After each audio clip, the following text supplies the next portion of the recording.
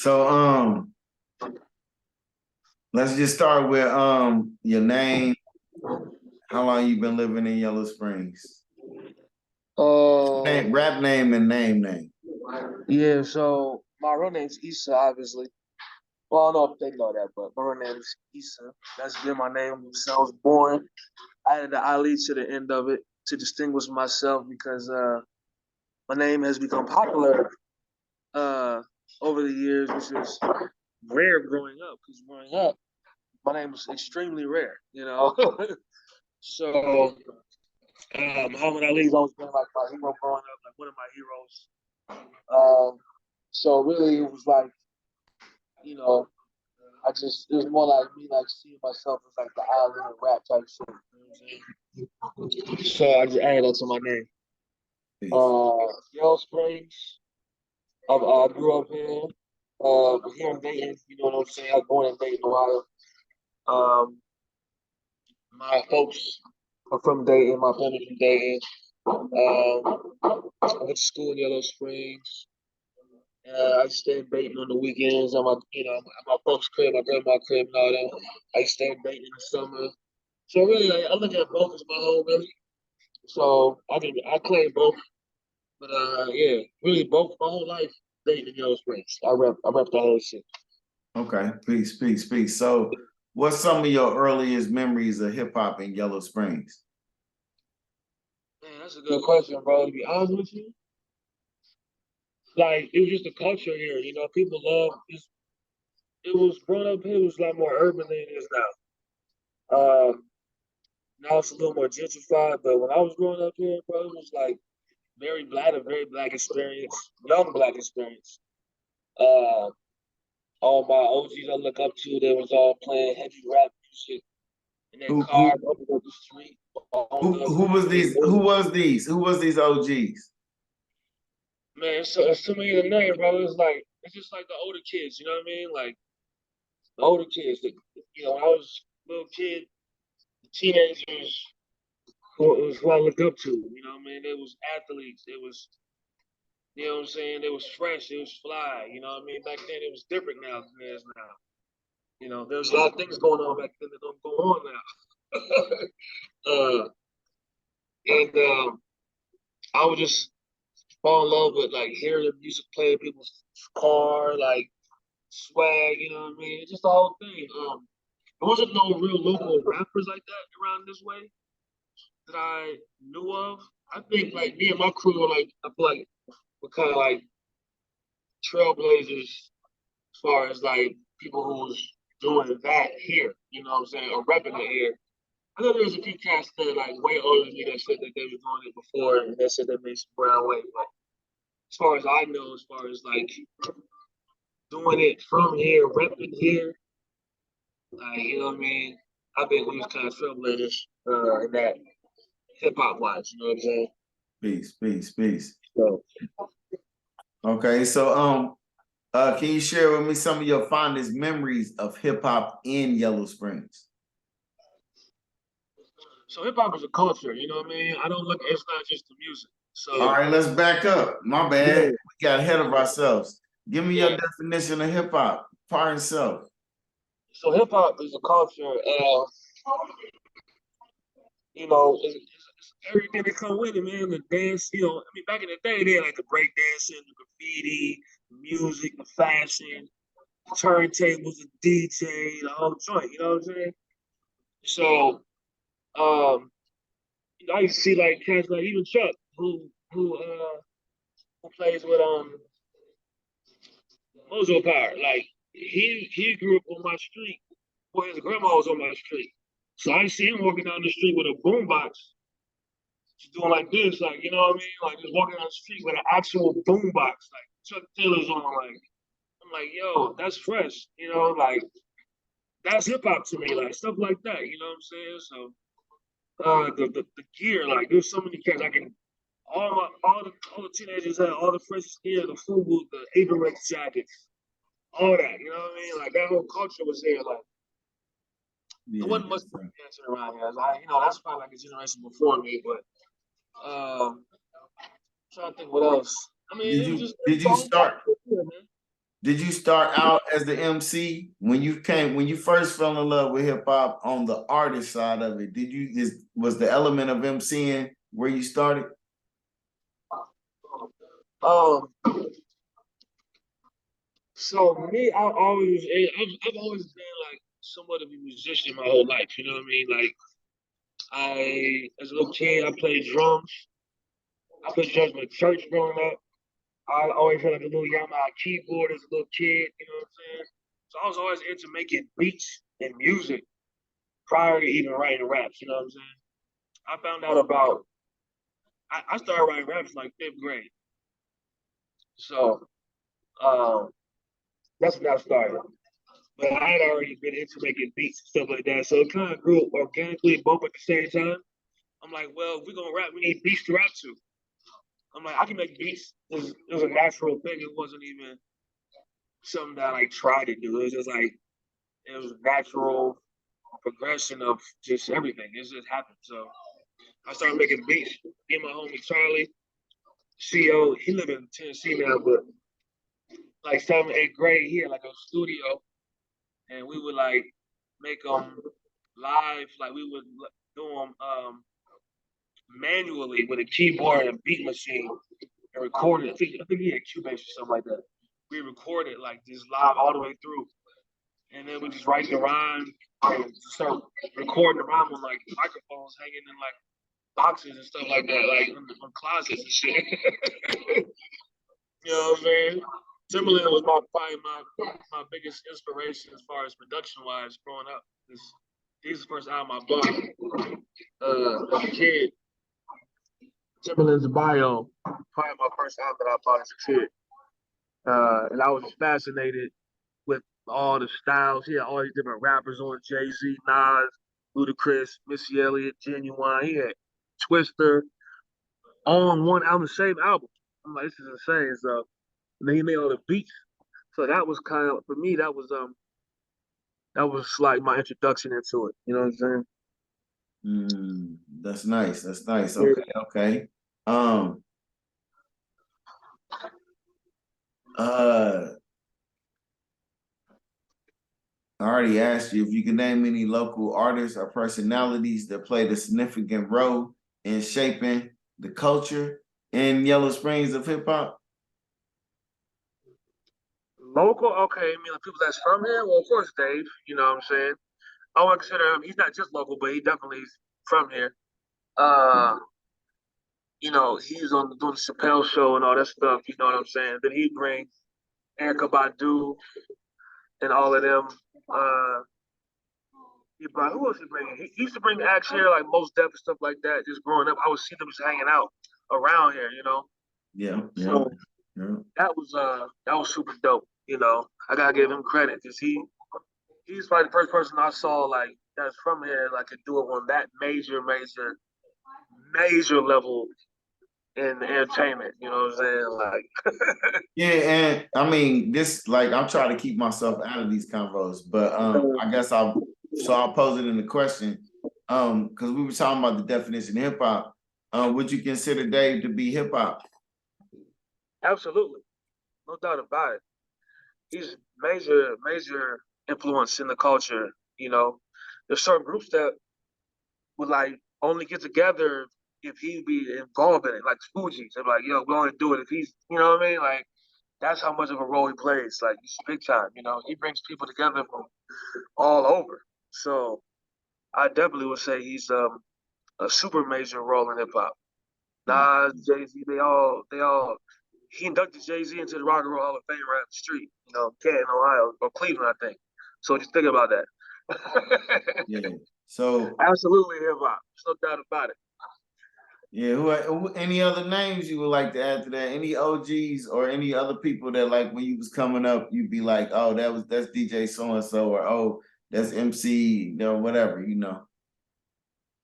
From here, man, It's that's tough, okay. bro. It's okay to say no. Like, far as hip hop, I mean, it's like, don't get twisted, like, funk is a whole different thing, you know what I mean? Yeah, Funk, that's they own funk, you know what yeah, yeah, I mean? But you talking about pure, like, hip hop, like rapping and all that stuff? yeah, yeah. far as from Dayton, Yellow Springs area, that's tough. Yeah. You know what I mean? I don't know.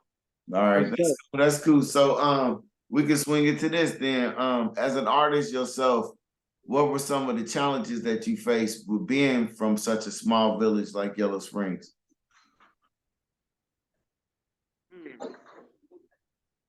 That's a good question.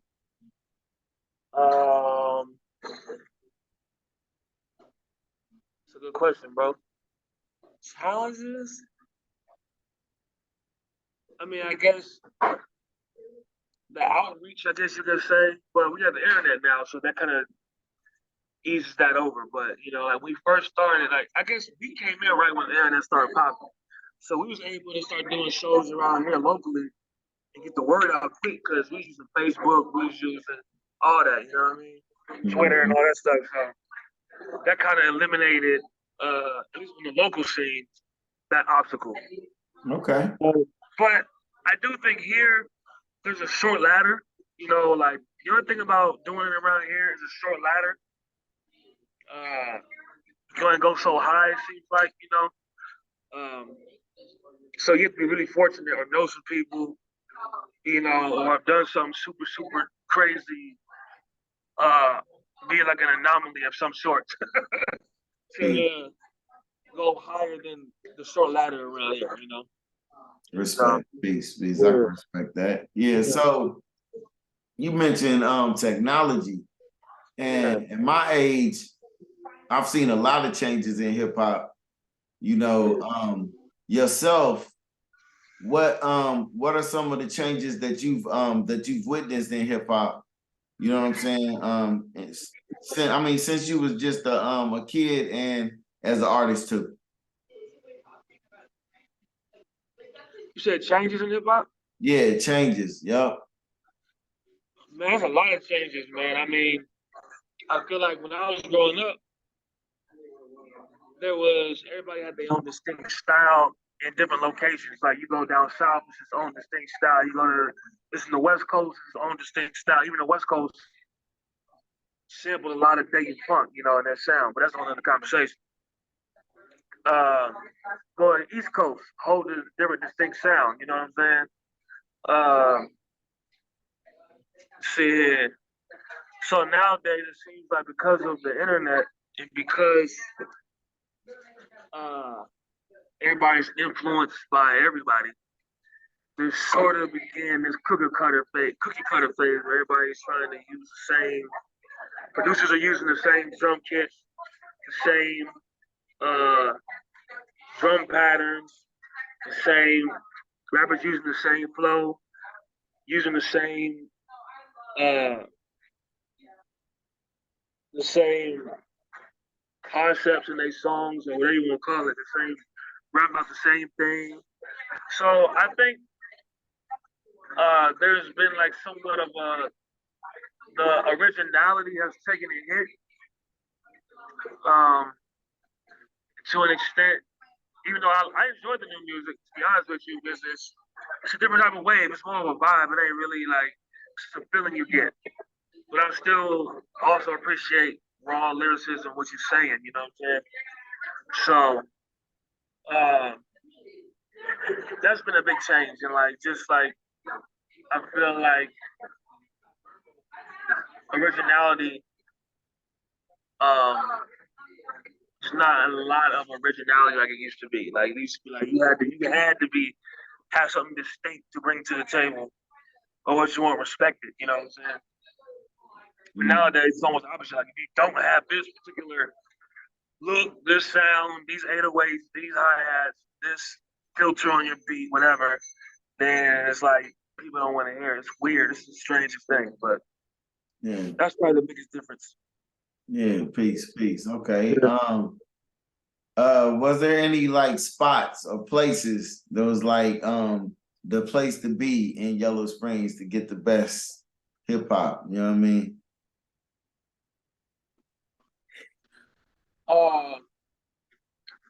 I guess you could say there was a spot called CNO's. It used to be right behind Subway, the old Subway, right behind. Now it's behind Ventino's and all that. It wasn't like performances or nothing, but that's where everybody was kicking it. It was like that was where the culture was for the youth. We used to just kick it back there, like that's where everybody played loud music, everybody chilling, showing off whatever, showing off their drip. You know what I'm saying? That was a vibe spot. So those aspects are in hip hop. So yeah, that was a spot. I guess you could say where everybody's kicking it. But there wasn't no like spot where people were like spinning and none of that stuff. Like that came about sort of like I said when we started really doing it around here. So Yeah, can you speak on your contributions to the scene? what aspect? Village fam, just tell me a little bit. Act like Look, nobody man, we know. was just like, yo, man, Act like don't nobody like know. we've been rapping since we was in seventh, eighth grade, actually like sixth grade. But we dropped our first mixtape in like seventh, eighth grade. We used to go by a group named called YT. And then we dropped albums in high school all the way through, right? And like there's older kids that used to rap, but they wasn't like doing it like They wasn't doing the serious. work. Yeah, they wasn't doing the work. I hear you. You know what I mean?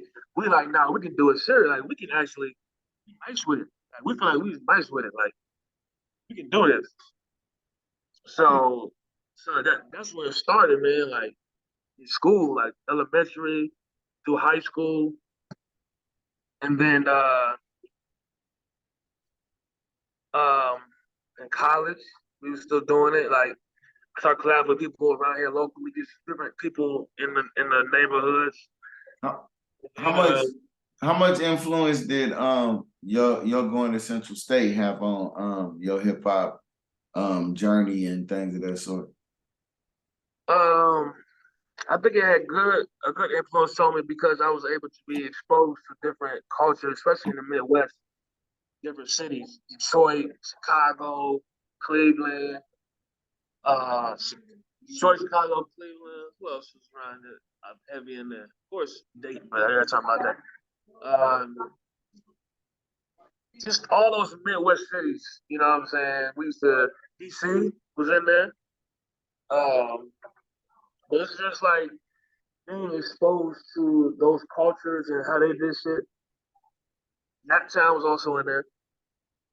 Um, being exposed to that and the way that they was rocking the certain joints from where they was from, the stuff that they gravitated towards, it kind of helped me craft a more diverse sound. It helped me craft a sound that was more appealing to those cities, you know, to a wider range of this region, you know. So I think that was a big one. And seeing the culture, like slang that they brought, how they dress, how they talk, everything, you know, it was big, you know. And then, you know, I'd be making beats on campus, you know what I'm saying? And like, I guess here's something salacious for you. I got known for making beats on campus, like started getting like the buzz, you know what I mean? Like, oh, let's do it with the hot beats. And people from all over Chicago, Detroit would come to my room, listen to beats, stuff like that, just be freestyling. Uh, and by one day, my computer got stolen. And that was attributed to getting hot from the beats, you know what I'm saying? Mm-hmm. But it was a great lesson learned. Like, yo, I just get a new computer and I can remake it because it's in me. It's not in the machinery, it's in me. So, yeah. and also, one thing that Central State, one big contribution that Central State gave me is I met my homie Merk there. Merk, me and Merk are like bros, you know what I'm saying? We brothers. He's an outstanding, one of the illest rappers in the world to me. So, and I met him there, and you know we met because I'd be making beats, and he would hear it, come to my room, and start freestyling. You know what I'm saying? So everything really in my life is like organic when it comes to hip hop. Like it seems like everything is just kind of happened through a natural flow of life. So Peace. All right. Okay. Let me see. I think I got one last one for you, man. Um,